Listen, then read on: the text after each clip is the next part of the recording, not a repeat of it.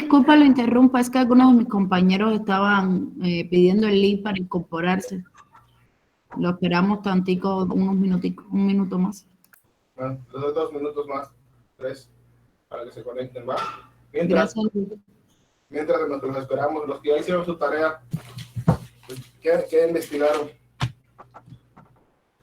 Ha de destacar que la tarea era investigar el juicio de amparo, la historia del juicio de amparo, quién fue el creador, el mentado Amparo Miguel Vega, muy sonado en ese momento, en esos años, quién promovió el primer juicio de amparo, en qué estado se presentó o se empezó a promulgar, a establecer el juicio de amparo y todas sus características. Alguien que haya investigado sobre el tema y los que hicieron su tarea, por ejemplo, Daniela, ¿qué nos puede decir de la historia del juicio de amparo? Todo lo que investigaste. Se los comento porque los alumnos de los domingos, perdón, yo les especifiqué todo ese detalle. Les decía, es que investigar sobre el juicio de amparo es investigar el todo, no investigar nada más la historia así nada más, no. Investigar a detalle quién presentó el primer juicio de amparo, si se lo negaron o sobreseyeron, qué pasó después, en qué artículo se empezó a promulgar, en la constitución de qué estado, etcétera, etcétera. Todo eso tienen que investigarlo. Entonces, lo que ya hicieron su tarea, lo que ya lo entregaron, como por ejemplo Daniela, porque aquí tengo 7 personas que ya entregaron su tarea, no nada más ellas.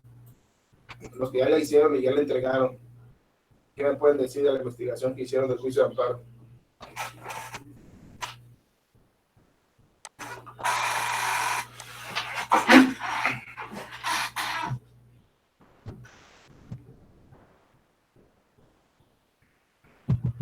Daniela. O Lisette, si tú ya la hiciste también, nos puedes compartir lo que has investigado. Lick, Adelante, Mauricio. disculpe la interrupción, ¿va a pasar lista? Sí. Ahora que estoy dando unos minutos porque me comenta Lisette que algunos compañeros que no, bueno, que están pidiendo el link de la clase. Ok, Lick. Lick, yo todavía no he entregado mi actividad, pero sí llevo algo avanzado. Es Manuel Crescencio Rejón y Alcalá, como fundador denominado como padre del juicio de amparo, pero también hay un antecedente de que el que le dio el procedimiento para que se reformara en sí fue Martín Otero, y pues tengo a rasgos mínimos de que pues el juicio de amparo es un mecanismo de defensa para actos y controversias por parte de la autoridad. Así igual que fue en 1841 cuando se le dio la iniciativa por parte de Crescencio Rejón, y en 1847 por Martín. Ok. Profe, yo pues igual he avanzado, no lo he acabado, pero he avanzado y pues dice que fue García Rejón el que es recordado como el creador del juicio de amparo porque hizo su planteamiento jurídico en el proyecto de constitución para Yucatán en 1841 y también como dice mi compañero Saurix, también Otero hizo la propia hizo su parte en la propia acta de reformas de la Constitución de 1824 y en mayo de 1847 en la guerra de Estados Unidos ambos juristas reflejaron ahora sí que lo que aportaron con la defensa de los derechos individuales. Ok. ¿Alguien más?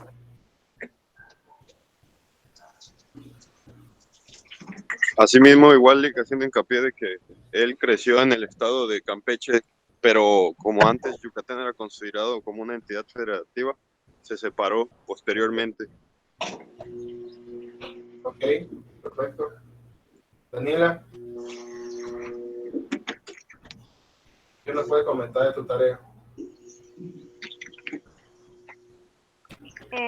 Yo bueno, lo que igual investigué es que cuando en México el derecho de amparo, su nacimiento fue durante la Constitución y fue creada también en Yucatán en 1841. por las constitución federales. Y cuando, como dijo mi compañero, cuando antes era un aún era federativo y antes de que se crearan, antes que Yucatán se volviera un estado propio. Ok, bien. Erendi, tienes que investigar tu tarea. Recuerden que yo les había comentado que tarea que me entreguen, tarea que voy a checar a detalle. De nada me sirve que ustedes, y no lo digo de modo de regaño, pero sí quiero hacer hincapié en esto. Las tareas que yo les deje, a mí no me sirve que ustedes me pongan todo bonito en su trabajo y que cuando yo les pregunte no se acuerden. Eso no sirve. No me sirve para nada que ustedes hagan un bonito trabajo si cuando les pregunto aquí no se acuerdan. Por favor, entonces, tarea que hagan, analicen a detalle, lean bien lo que están poniendo, acuérdense, concluyan lo que están haciendo para efectos de que en clase, porque este es un tema muy importante, por lo que veo en materia de juicio de amparo anterior, no les explicaron esto, no les enseñaron cómo nació el juicio de amparo. Entonces, a mí lo que me interesa, más allá del trabajo, y sí es un requisito para pasar la materia, lo que a mí me interesa es que se aprendan, que tengan conocimiento de cómo se creó el juicio de amparo. ¿Vale? Recuerden que ustedes vienen a la escuela a aprender, a eso vienen nada más. Ese es su único trabajo en la escuela, aprender, irse con conocimiento, salir ustedes en el octavo ya, que tienen que irse con un conocimiento muy vasto de lo que es el juicio de amparo. A lo mejor muchos de ustedes van a decir, profe, pero no nos va a ayudar nada eso, nos va a ayudar el procedimiento de amparo. Pero entonces aquí vienen a la escuela. Yo les pregunto. ¿Vale?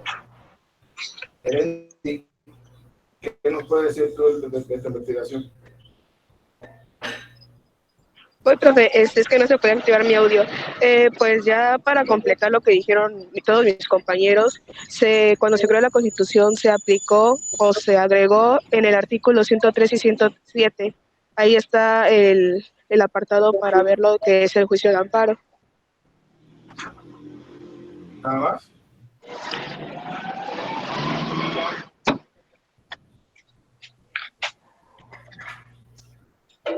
¿Alguien quiere comentar algo? Lick, Adelante, Mauricio. yo tengo varios, pues información recopilada y tengo aquí unos antecedentes como el amparo Verástegui y el amparo Balay, pero, o sea, el texto no es redundante en el sentido de que, pues, uno menciona que este fue primero y no fue así, y al final del texto, pues, me menciona que sí, o sea, que fue el Balay por preferencia, que fue como el primer amparo en Yucatán. Ok. Lisette, ¿has investigado algo o todavía no se hizo la tarea?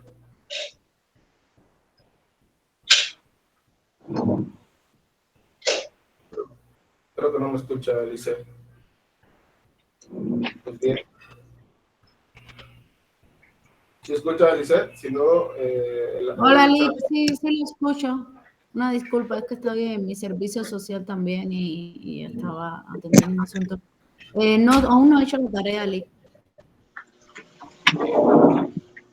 Gracias. Pues miren, a grandes rasgos, ¿qué tienen que investigar? Pues el juicio de amparo, sí, como bien lo comentó Daniela, Nayeli, Mauricio, fue del 13 de marzo de 1841 por el jurista Manuel Crescencio García Rejón, que en la Constitución de Yucatán empezó a investigar el juicio de amparo.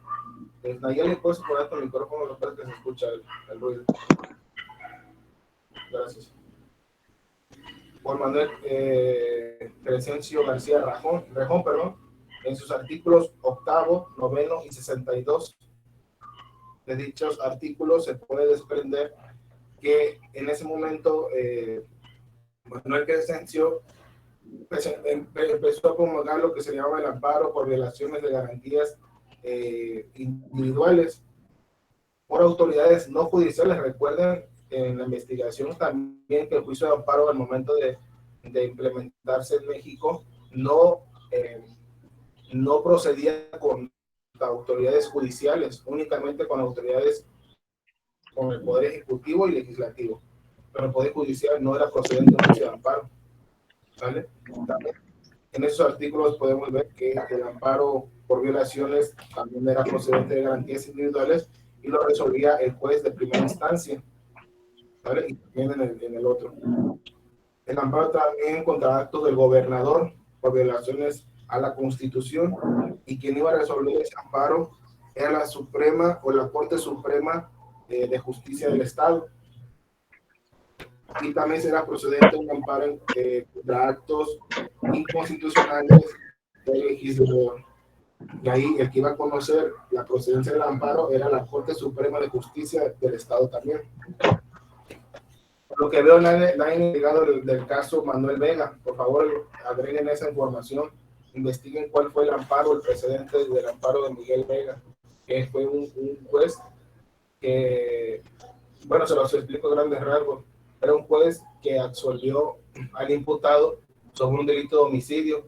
El argumento que él utilizaba era que ese homicidio fue en defensa propia, por esa resolución que dio, se le destituyó de su cargo por 1 año y él presentó un juicio de amparo directo. Fue el precedente más importante para que procedieran amparos en contra de autoridades judiciales. Recordemos que el amparo era procedente contra nada más actos del Poder Ejecutivo y Legislativo. También hablaron ahorita de Mario Otero. En el año 1847, promulgando la integración del juicio de amparo en la reforma constitucional, en el artículo 25 precisamente, y él hablaba en ese artículo 25 sobre su conocimiento competencia exclusiva del Tribunal Federal. También protegía a las personas de los ataques de los poderes legislativos o ejecutivo, federal o estatal. También promulgó la llamada Fórmula Otero. ¿Qué es la Fórmula Otero? ¿Lo investigaron eso?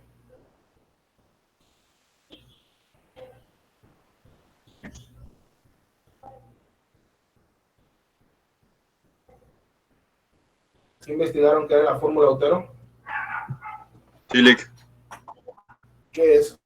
Es el principio de relatividad, en consecuencia el principio de agravio personal y directo. A grandes rasgos, para que nos entiendan todos, entonces, ¿qué sería la Fórmula Otero? Que el amparo solo podrá beneficiar al quejoso si que hubiera promovido el amparo correspondiente, incluyendo los juicios de amparos en los que se haya declarado la inconstitucionalidad de una ley.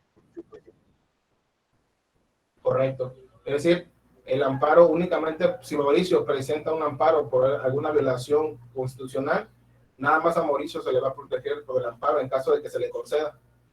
Pero si Nayeli, Lisette, Erendi, Roxana tiene el mismo problema que Mauricio y no presenta su juicio de amparo, no quiere decir que porque Mauricio lo gane el amparo o lo ampare y proteja, la van a proteger a todas ellas, sino que es caso por caso.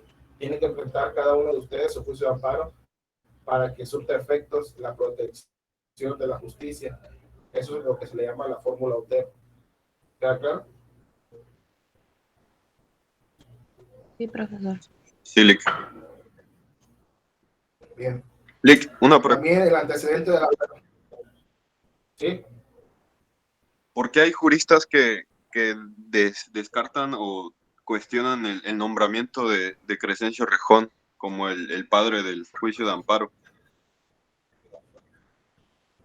Pues la verdad son opiniones personales, Mauricio. Lo que se tiene antecedente son muy pocos, la verdad, los que desacreditan a Crescencio, pero sí, hasta donde tengo entendido y la información que tengo es que él fue el que empezó a implementar. Lo que pasa es que él empezó a dar los indicios, ya lo formuló o le dio esa formalidad, fue Otero, pero a lo mejor por eso lo dicen, porque nada más Crescencio dio como los inicios. Recordemos que lo que le dije hace rato, él empezó a implementarlo en los artículos 8º, 9º y 62. No había grandes rasgos o mayor detalle lo que era el juicio de amparo. Entonces ya Otero lo empezó a formalizar. Yo creo que por esa idea fue que no se le da esa credibilidad a la que tú me preguntas. Ok, Lick, muchas gracias. ¿Vale? Entonces, ¿quién implementó? Entonces, después de eso, de lo que le acabo de comentar, de la fórmula Otero, del artículo 25 de la reforma o del acta de reforma de Constitución, ¿quién fue la persona que presentó el primer amparo, el primerito? ¿Y cuál era el acto que él reclamaba? Cuando el amparo apenas estaba, digamos, en pañales, no había un análisis tan profundo, no había tantos juicios de amparo. ¿Quién fue la primera persona que presentó su demanda de amparo y cuál era el acto reclamado que había y quién era la autoridad responsable en ese momento? ¿Lo investigaron?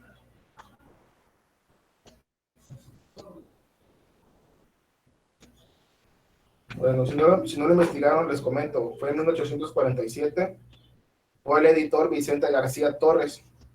Presentó su primera demanda de amparo en contra de la confiscación de su imprenta y la persecución de las personas o de su persona por parte del Estado.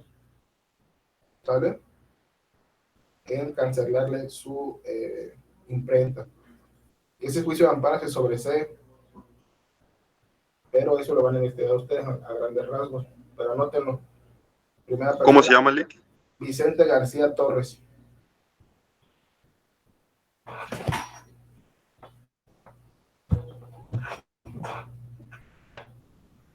¿Vale? Y la primera sentencia que amparó y protegió, es decir, que se concedió la demanda de amparo, fue en 1849. ¿Vale? Por el juzgado de distrito Pedro Samano. También eso lo investigan ustedes. No les doy mayor detalles porque eso es materia de tarea. Y de esa sentencia favorable o admisible de amparo, que amparó y protegió, le van a poner también el argumento que utilizó Pedro Samano para conceder ese amparo. ¿Cuál fue la argumentación que dio para conceder el amparo? Les adelanto que fue por un destierro. ¿Vale? Y antes de llamarse ley de amparo, Benito Juárez le dio otro nombre. Voy a investigar qué nombre le dio, se llamó Ley Orgánica de Procedimientos, etcétera, etcétera. Eso lo van a investigar. Benito Juárez, ¿cuál fue el nombre que le dio antes de ya llamarse juicio de amparo más adelante? ¿Y en qué año fue? ¿Y en qué año se empezó a promulgar en la Constitución? ¿Y en qué año ya, ahora sí se le empezó a dar el nombre de ley de amparo, como hasta hoy la conocemos? Y por último, me van a investigar, a los que hagan la tarea, el amparo Miguel Vega de 1869, que fue un precedente muy grande en México para efectos de la procedencia del amparo directo y el amparo en contra de autoridades judiciales. ¿Vale? ¿Amparo de quién, perdón, por favor? Miguel Vega. Okay. ¿1600 qué? 1869. Gracias. Todo eso me lo van a investigar y los que ya le hicieron, le entregaron y les falta información, traten de enviar de nuevo la tarea completa. Eso no se lo tendría que decir porque digo, una investigación, cuando se le deja una investigación del juicio de amparo, es el todo. Todo eso tienen que analizarlo. Pero bien, voy a pasar lista. Ya di demasiados minutos para que todo se conectara y creo que ya en el caso que se haya conectado un compañero, pues ahí le pregunto un asterisco o algo. Balán Chale Jimena Giselle.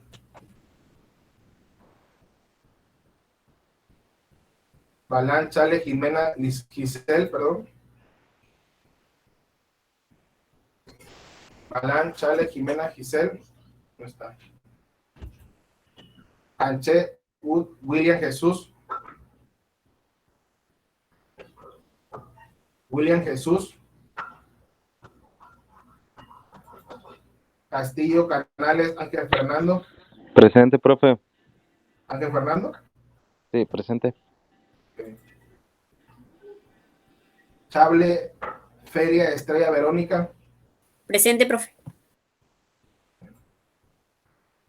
Ruth Aguilar Eduardo Abraham.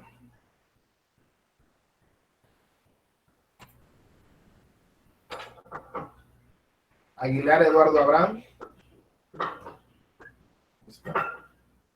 Cuevas Canché Dana Jacibe. Presente. Cupul Ángel Javier. Cupul Ángel Gabriel. Ángel Javier. Cupul Ángel Javier. Está. De la Cruz Hernández Jessica Guadalupe. De la Cruz Hernández Jessica Guadalupe. Está. Dexul Puch José Adolfo.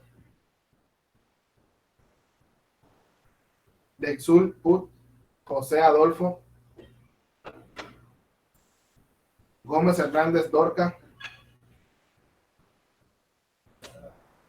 Gómez Hernández Dorca.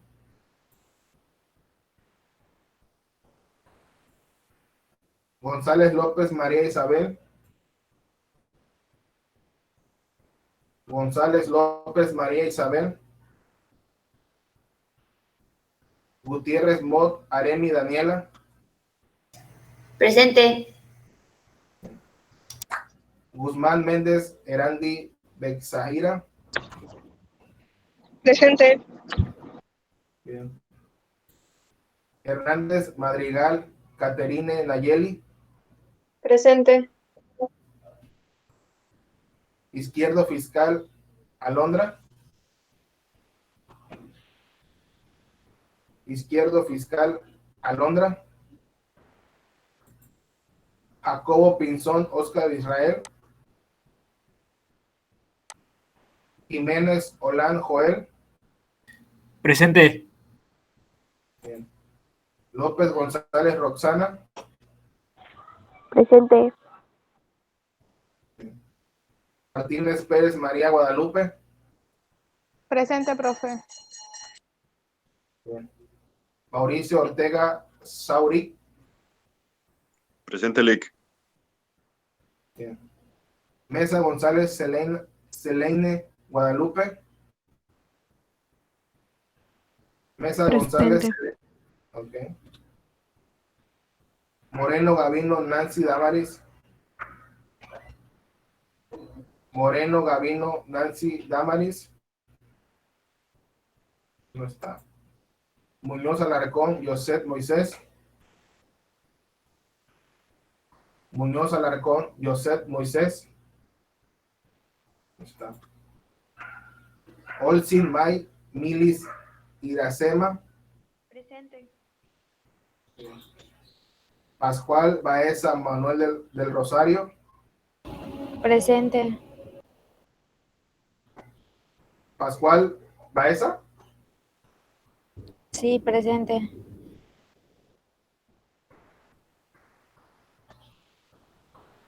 Pot Ramírez Daniela. Presente, profe. Pot. Presente. Okay. Sí, ya escuché. Raihat Emily Melissa. Presente, profesor.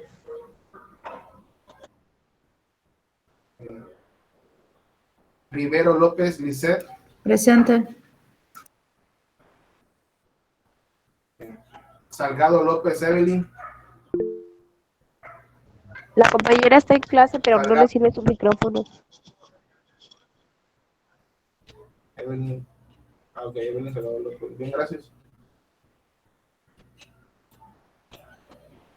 Silva Pex, Reina de Los Ángeles. Silva Presente. Pex, Reina de Los Ángeles. Presente. Ok. Un Velasco Noemí Giselle. Un Velasco Noemí Giselle. Presente, profe. Okay. Vargas Jiménez Cristian. Presente, Lic. Bien. Vázquez Rosado Abraham. Presente, Lic. Bien. ¿Alguien que no haya escuchado su nombre y esté viendo clases? Yo, profe. Rodolfo. Sí. A ver, creo que sí te había pasado, pero esto lo checamos.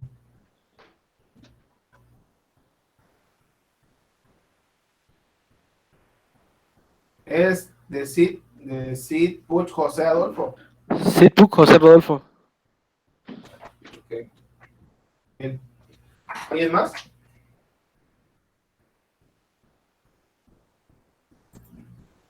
¿Alguien más que no le haya pasado su nombre y esté en clases? Bien. ¿En qué nos quedamos la clase pasada?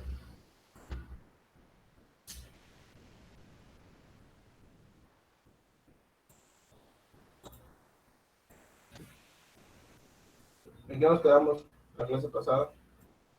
En la falta de promoción del amparo adhesivo. La falta de promoción del amparo adhesivo. Bien. Ya habíamos dicho que era el amparo adhesivo. Pues el amparo que interponía junto, ¿no? La otra parte en conflicto. Okay. Pero se lo expliqué a grandes rasgos. ¿Alguien se acuerda?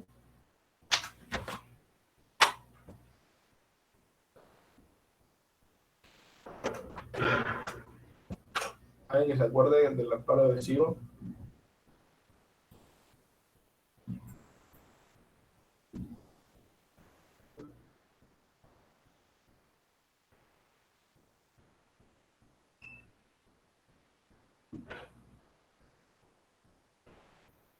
Recuerden que el amparo adhesivo, habíamos comentado que la parte que haya sido beneficiada del juicio principal, lo que va a hacer con el amparo adhesivo es decirle al magistrado que no haga caso o que no le dé valor probatorio o que no admita la demanda de amparo directo, ya que la sentencia principal del juicio principal, vaya, está conforme a derecho, y si en caso de que se le diera la oportunidad al quejoso de presentar el juicio de amparo o ventilarse el juicio de amparo, causaría afectación a sus derechos de la persona adheriente. Ya el magistrado o los magistrados van a valorar en un sentido de si es procedente o no el amparo adhesivo o el amparo directo como tal. ¿Vale?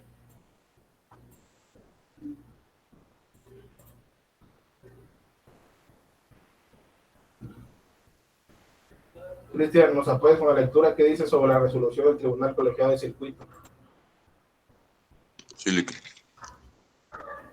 Dentro de los 3 días siguientes, el presidente del tribunal colegiado turnará el expediente al magistrado ponente, que corresponda a efecto de que formule el proyecto de resolución. Dentro de los 90 días siguientes, el auto de turno hace las veces de citación para sentencia. Los tribunales colegiados de circuito se componen de 3 magistrados, de un secretario de acuerdos y del número de secretarios, actuarios y empleados que determine el presupuesto. Bien. Entonces, una vez, comentábamos la clase pasada, una vez que tú presentaste tu amparo de la autoridad responsable y se cumplen todos los requisitos de las copias y todo lo que tienes que entregar en tu demanda de amparo directo, el tribunal, el autoridad responsable mandaba tu amparo al colegiado, y el colegiado, al recibirlo, se lo turnará al magistrado ponente que corresponda para que formule su proyecto de resolución dentro del plazo de 90 días. Esto es lo que dice la ley. Regularmente en la vida práctica tardan un poquito más, esa es la realidad. Entonces, lo ideal, lo que dice la ley de amparo es que será dentro de los 90 días, pero en la práctica pues pasa un poquito más de tiempo. Y no crean que el magistrado ponente, los 3 magistrados, es el que elabora el proyecto de amparo o de la sentencia, sino que ese magistrado se lo otorga a su secretario y su secretario trabaja o maquila ese proyecto. Una vez que ya lo tiene completado y revisado por el magistrado, ya hacen una lista donde todos los asuntos que le dieron, algunos van a seleccionar para ventilarse en la audiencia constitucional. Una vez que cada uno de los magistrados lleva su listita de asuntos que se van a ventilar, se abre la audiencia y empiezan a debatir y a votar y a opinar sobre cada asunto en particular. ¿Ok? Lick, una duda. Aquí lo dice. Dime. Dentro del procedimiento, ¿en qué etapa se puede promover el juicio el amparo adhesivo? Al momento de que presenta, recuerda lo que hemos dicho en la clase pasada, una vez que la parte quejosa presenta su amparo ante la responsable con las copias y todo esté bien al momento de presentar tu amparo, que no te falte ninguna copia, algún requerimiento, lo que sea, y la autoridad responsable turna al tribunal colegiado de circuito, se le dará vista al tercero interesado antes, porque me acuerdo que en la demanda de amparo directo tienes que poner el nombre y la dirección del tercero interesado, que será la parte que tiene un interés contrario al tuyo. Entonces, una vez que ya se agregó esa información a tu demanda de amparo, cuando se le turna al colegiado, el colegiado da la oportunidad para que el tercero interesado, la persona que cree que se le aplican sus derechos, presente su amparo adhesivo. Lo contrario, si le da ese término para contestar o para promover su amparo adhesivo, se le tendrá por precluido el derecho de hacerlo. Eso lo vimos en las diapositivas anteriores. Ahora te lo voy a poner por si te tengo alguna duda. Aquí está, mira. Aquí dice, Cristian, con la demanda de amparo adhesivo se correrá traslado a la parte contraria para que exprese lo que a su interés convenga. A falta de promoción del amparo adhesivo, hará por concluido el derecho de quien obtuviese la sentencia favorable para alegar posteriormente las violaciones procesales que se hayan cometido en su contra. ¿Vale? Sí, Lick. Gracias. Bien.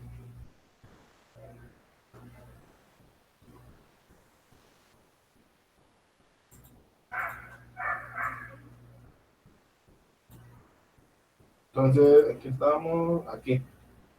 Les digo, el artículo 184 de la ley de amparo nos dice: las audiencias donde se discutan y resuelvan los asuntos de competencia de los tribunales colegiados de circuito serán públicas, salvo que exista disposición legal en contrario. La lista de los asuntos que deban versarse o versar en cada sesión será pública en los estrados del tribunal cuando menos 3 días antes de la celebración de esta, sin contar el de la publicación ni de la sesión. Los asuntos se discutirán en el orden que se listen, salvo casos de excepción a juicio del órgano jurisdiccional. Si fueran aprobados, se procederá a la firma y engrose dentro de los 10 días siguientes. El día señalado para la sesión que se celebrará con la presencia del secretario, quien dará fe al magistrado. El magistrado ponente dará cuenta de los proyectos de resolución. El presidente podrá a discusión cada asunto. Se dará lectura a las constancias que señalen los magistrados y estando suficientemente debatidos, se procederá a su votación. Acto continuo, el presidente hará la declaración que corresponda y el secretario publicará la lista en los estrados tribunales. ¿Qué son los estrados? ¿Alguien sabe? A lo mejor alguno de ustedes ya está en algún despacho o algo así. ¿Qué son la lista de estrados? Es donde salen las resoluciones del amparo o prevenciones, ¿no? Así es, la lista que sale, son las listas que están ahí pegadas, ¿no? En cada juzgado o en cada junta. Igual en línea se puede checar. Igual en línea, es correcto. Sí, creo que en línea también puede checarse. Es correcto. ¿Quién de ustedes ya está en un despacho o algo así? Presente, Lick. Ya estás en un despacho tú, Mauricio, qué bueno, te felicito. ¿Y ahí qué materia llevas más o qué materia lleva más el despacho? Penal. Penal, bien, excelente. Entonces, a grandes rasgos de lo que dice la diapositiva, una vez que ya se tiene el proyecto dentro de 90 días, que así lo marca la ley de amparo, se tendrá por cada magistrado va a tener su lista de cada resolución o cada proyecto que haya realizado. Imaginemos, Mauricio es un magistrado, Giselle es otra y Reina es otra. Cada uno tiene su proyecto que va a debatir en esa audiencia. Entonces, hace su cúmulo de proyectos, lo manda para autorización, y una vez que son autorizados, ya se hace el debate. Entra a la audiencia, va a estar el presidente, va a estar el secretario, que dará fe de la día y hora de la audiencia de debate, y van a empezar a debatir sobre cada asunto en particular. Es decir, Mauricio va a tener uno, va a decir, miren, yo tengo este asunto que es por violación, por ejemplo, ahorita que está por materia penal, Mauricio, y yo considero, el enfoque que yo le doy a esta resolución es esta. Reina y Giselle van a dar su punto de vista, van a decir cómo ven el asunto, y así se va a empezar a votar cada asunto en particular. ¿Sale? Una vez discutido, pues ya se va a proceder a la votación. Artículo 188 de la ley de amparo. La resolución se tomará por unanimidad o por mayoría de votos. En este último caso, el magistrado que no esté conforme con el sentido de la resolución deberá formular su voto en engrose. La sentencia se dicta en 10 días, debiendo quedar en autos constancia del proyecto original. Igual esto se dice cuando ya fue votada y fue aprobada por los magistrados, el día que se dio, ya sea afirmativa o negativa la sentencia, se tiene que realizar dentro de los 10 días. Pero pues eso es lo que dice la ley, pues se tarda un poquito más. Las sentencias del tribunal deberán ser firmadas por todos los integrantes y por el secretario de acuerdos. Firmada la sentencia, se notificará por listas a las partes. Cumplimiento del amparo directo. ¿Qué nos dice, Mauricio? El cumplimiento de la sentencia de amparo directo. Dice artículo 192. Es la notificación que se haga a la autoridad responsable, se le requerirá para que cumpla con la ejecutoria dentro del plazo de 3 días. Apercibida de que no hacerlo así, sin causa justificada, se impondrá a un titular una multa que se determinará desde luego y que asimismo se remitirá en el expediente al Tribunal Colegiado de Circuito o a la Suprema Corte de Justicia de la Nación, según sea el caso, para seguir el trámite de ejecución que puede culminar con la separación. Puede culminar con la separación de su puesto y su consignación. Recuerden que, por ejemplo, si nosotros presentamos un amparo y el amparo es concedido, nos concede la protección de la justicia federal, se le da un término de 3 días a la autoridad responsable para que cumpla con la sentencia de amparo, ya sea directo o indirecto. Y en caso de incumplimiento, en lo que me ha tocado en la práctica, cuando presento amparos indirectos, es que se le requiere a la autoridad responsable 1 o 2 veces. En caso de que la autoridad responsable no cumpla o no dé cumplimiento a la sentencia de amparo, se elabora o tú haces un escrito pidiendo que se siga el incidente de ejecución de sentencia para efecto de que se turne, como ya lo dice aquí la diapositiva, a su superior, se pongan multas o se separe del puesto del titular del órgano o de la autoridad responsable. ¿Queda claro?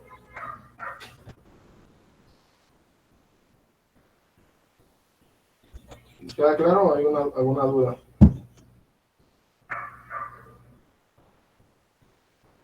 No, profesor. Bien.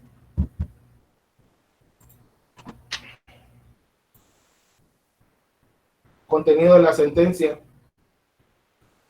Emily, ¿nos puedes apoyar qué debe contener la sentencia de amparo directo? Sí. Artículo 74. La sentencia debe contener 1. La fijación clara y precisa del acto reclamado. 2. El análisis sistemático de todos los conceptos de violación o en su caso de todos los agravios. 3. La valoración de las pruebas admitidas y desahogadas en el juicio. 4. Las consideraciones y fundamentos legales en que se apoye para conceder, llegar o sobreseer. Quinto, los efectos o medidas en que se traduce la concesión del amparo, y en caso de amparos directos, el pronunciamiento respecto de todas las violaciones procesales que se hicieron valer y aquellas que, cuando proceda, el órgano jurisdiccional advierta en suplencia de la queja, además de los términos precisos en que deba pronunciarse la nueva resolución. Y sexto, los puntos resolutivos en los que se exprese el acto, norma u omisión por el que se conceda, niegue, o sobresea el amparo, y cuando sea el caso, los efectos de la concesión en congruencia con la parte considerativa. Bien. ¿Han escuchado sobre la suplencia de la queja o la suplencia de la deficiencia de la queja? No, profesor. Perdón si escuchan un perro, porque es un perro que está ahí afuera. ¿Alguien ha escuchado sobre la suplencia de la queja o la suplencia de la queja deficiente?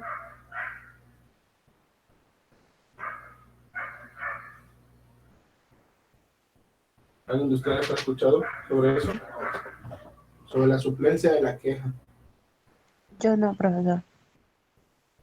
Los demás, Cristian, Abraham, Reina, Lisette, Mauricio, que nos puedan apoyar, ¿qué es la suplencia de la queja? Está contemplada. No, profe, yo tampoco lo había escuchado. Yo tengo una vaga. Perdón, Cristian. Philip, perdón. Perdón, Lisette, no está bien. Es algo, o sea, tengo como una idea, no sé si estará correcta. Creo que el término es alusivo a cuando una de las partes, como que sus argumentos, ¿no? Están un poco débiles y entonces el juez como que refuerza ahí. Ok. Cristian, ¿qué habías dicho? Es que no se escuchó bien, se escuchó medio cortado. Creo que está en el artículo 79, ¿no? Algo así me acuerdo, vagamente. Okay. ¿Alguien más? Es una situación que no haya visto el abogado como una deficiencia. Ejemplo, podría ser como una prescripción. También puede ser. La suplencia de la queja, como bien lo dice Mauricio, es cuando algún agravio, no sé, alguna norma, algún artículo que se le olvidó citar al abogado que presentó el amparo. En la teoría es que el quejoso la presenta, ¿no? Pero en la práctica sabemos que somos los abogados los que presentamos el juicio de amparo. Entonces la deficiencia de la suplencia de la queja es algo que se te haya pasado a ti, a lo mejor no lo sabías, y el tribunal está de oficio para suplir o subsanar esa deficiencia de la queja. ¿Vale? Entonces, había mucho debate porque decían que ahora a los abogados les estaban haciendo un trabajo más fácil, que nada más podían poner los artículos y demás, pero ya lo demás no lo hacían. Básicamente es una ayuda, la suplencia y la deficiencia de la queja. ¿Queda claro? Los magistrados están competentes de oficio para conocer o para subsanar la queja deficiente. ¿Queda claro? ¿Qué es la suplencia de la queja? Sí, profesor. Bien. Las partes en el juicio las partes de la sentencia, para a grandes rasgos, pues son los resultandos, los considerandos y los resolutivos. Los resultandos básicamente es un resumen del procedimiento de amparo que se está resolviendo. Los considerandos es el análisis detallado del caso que se resuelve o resuelto. que en esta parte el magistrado funda y motiva su resolución.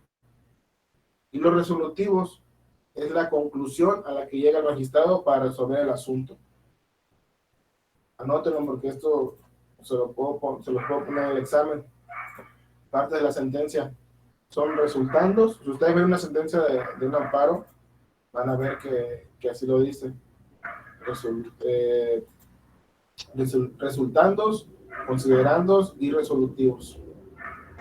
Y les puedo preguntar qué son los resultandos en una parte de la sentencia, en el examen, qué son los considerandos y qué son los resolutivos. Se los puedo preguntar. ¿Vale?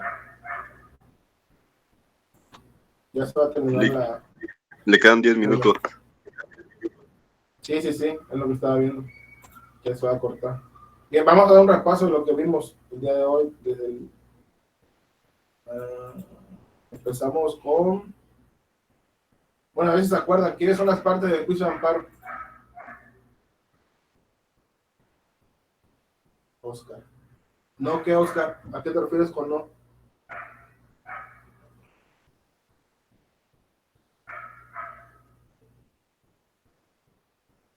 Oscar. El quejoso, la autoridad responsable y el tercero interesado. Bien. ¿Cómo podían resolver una vez que ya se les entregó al colegiado el amparo del quejoso? Ya habíamos dicho que podía resolver de 3 maneras. ¿Cuáles eran?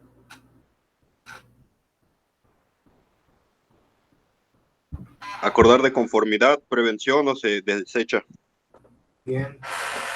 Excelente. Habíamos dicho también que qué pasaba si moría el quejoso o el tercero interesado. La línea de consanguinidad para hacer a pasar a los hechos al consiguiente, ¿no? Así es. En algunos casos se suspendía hasta que terminara la sucesión, ¿verdad? Sí, Lick.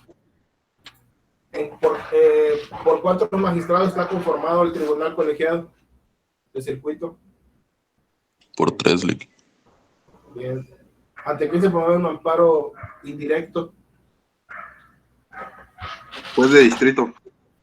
Pues de distrito. ¿Y físicamente ante quién se promueve el amparo directo? Físicamente, no estoy diciendo quién resuelve. Físicamente. Autoridad responsable. Autoridad responsable. Bien. ¿Qué otra cosa habíamos visto hoy?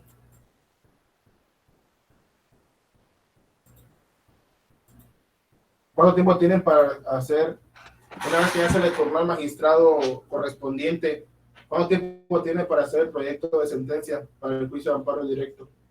15 días hábiles. ¿Cuántos? 15 días. 15 días. 90. No, 15 días no. ¿Cuánto, Lisa? 90. 90 días, es correcto. Y una vez que se concede el amparo a la persona, ¿cuánto tiempo tiene la autoridad responsable para dar cumplimiento? 3 días. Y en caso de no incumplir, de no cumplir con lo ordenado en la sentencia, Se promueve el recurso de inejecución de sentencia. correcto. ¿Todos están siguiendo la clase, el ritmo de la clase? Una vez que ya se votó la sentencia favorable, ¿cuánto tiempo se tiene para elaborarse el escrito de la sentencia? Ya que se pasa a papel, digamos. Bien.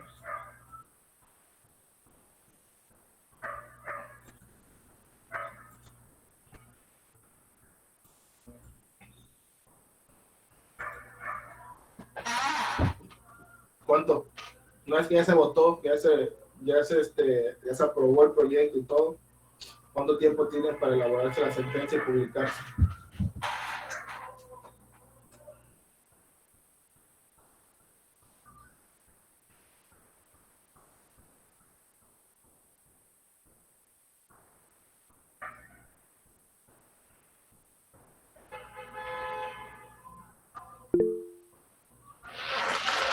10 días, correcto, Manuel.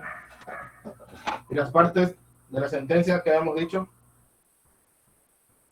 que eran 3, ¿cuáles son?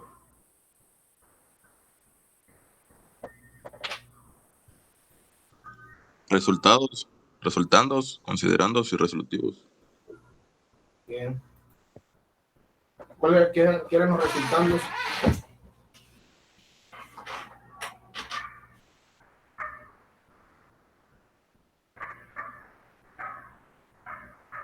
Un resumen del procedimiento. Un resumen del procedimiento. Y los considerandos. Es como la explicación de los hechos. La explicación de los hechos. No.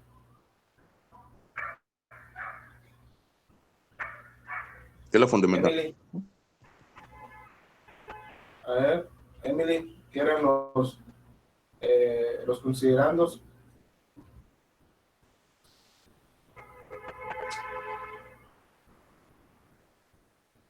Es donde ya se fundará, o sea, ya se dará el motivo del por qué. Es el análisis del caso que se resuelve del parte del magistrado, fundadora y motivadora de su resolución. Claro, va a fundar y motivar, ¿no? La resolución, ¿en base a qué se basa? Para resolver en ese sentido el amparo. Y el resolutivo, o los resolutivos. ¿Qué es la conclusión final que llega el magistrado? Sí, como el magistrado resuelve el caso. Bien, excelente. ¿Cuánto tiempo queda para que se corte la llamada? Disculpen.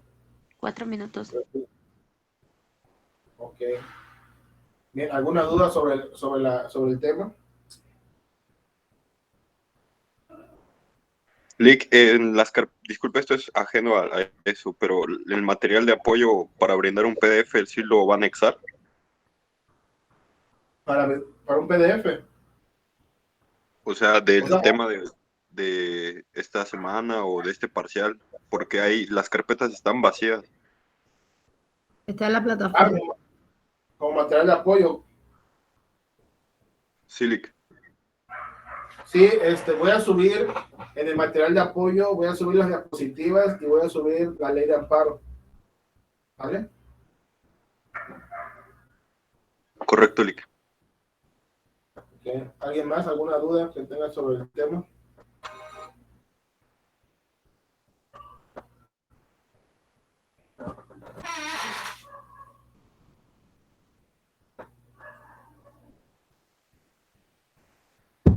¿Alguien más? Lick, yo tengo una duda. En el caso de una inejecución de sentencia, ¿el expediente se turna a la Suprema Corte? Va a depender del caso. Va a depender del caso, como lo dice la diapositiva. Dependiendo del caso, se turna. En su caso, a la Suprema Corte puede ser. ¿Para efecto de qué? De que si no incumple la... Detallado.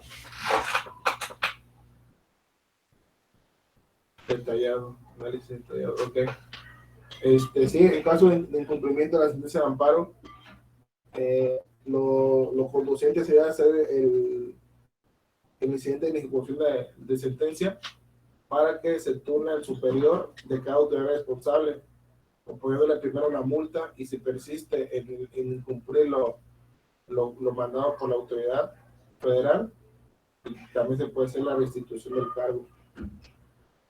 Ya va a ser dependiendo de la... Pero regularmente, no sé, bueno, a lo que yo he sabido, regularmente la autoridad responsable sí cumple con el amparo cuando se le requiere, porque pues nadie quiere pagar una multa, pues nadie quiere que lo corran su trabajo, pero regularmente siempre se cumple lo mandado, o a veces responde la autoridad responsable diciendo que están en proceso de cumplimiento de la sentencia, ya se les da un término más. Obviamente tiene que justificar la autoridad responsable que ese término, tiene que justificarlo, el por qué no ha dado cumplimiento y por qué necesita un tiempo de más para dar cumplimiento a esa resolución de amparo. ¿Sale? Gracias, Lick. Gracias, Lick. Nada. Entonces, ahí está la tarea. Gracias, Lick. Ya les di los puntos.